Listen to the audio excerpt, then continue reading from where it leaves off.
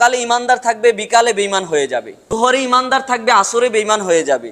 আসরে ইমানদার থাকবে, মাগরিবে বেঈমান হয়ে যাবে। ফর এক্সাম্পল বলেন, কচু পাতার ভিতরে পানি রাখলে যেমনি করে টলমল করে এক জায়গার মধ্যে স্থির থাকে না, আখিরি জামানার মধ্যে উম্মতের ইমানও এরকম ভাবে টলমল করবে, এক জায়গার ভিতরে স্থির থাকবে।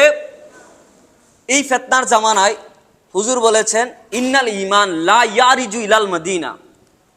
যখন চারদিকে ফিতনা ফাসাদ বেড়ে যাবে, যখন হত্যা বেড়ে যাবে, যখন মানুষের মনুষ্যত্ববোধ উঠে যাবে, যখন মানুষ তার মানুষের জায়গার মধ্যে থাকবে না, হুজুর বলেন ঈমান থাকার জন্য আর কোনো জায়গা খুঁজে পাবে।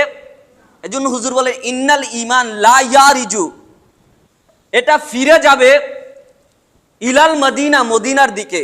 অর্থাৎ ঈমানের সেন্টার, ঈমানের মূল যেখানে। আপনারা বলেন ঈমানের সেন্টার কোথায়?